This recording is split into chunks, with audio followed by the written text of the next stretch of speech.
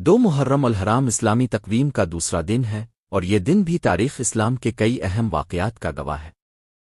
خاص طور پر جب ہم کربلا کے دل سوز واقعے کی طرف دیکھتے ہیں تو 2 محرم کو امام حسین اور ان کے قافلے کی کربلا پہنچنے کی تاریخ کے طور پر یاد رکھا جاتا ہے۔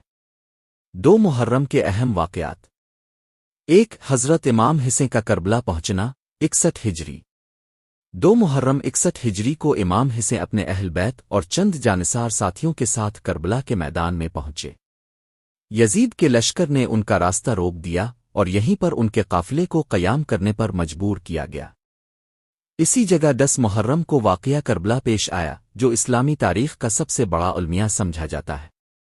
2 کربلا کے خیمے نصب ہوئے۔ 2 محرم کو امام حسین نے اپنے خیمے نصب کیے اور یہاں سے کربلا کا آزمائشی سفر شروع ہوا۔ اس دن سے لے کر 10 محرم تک امام حسین اور ان کے ساتھیوں پر پانی بند کیا گیا۔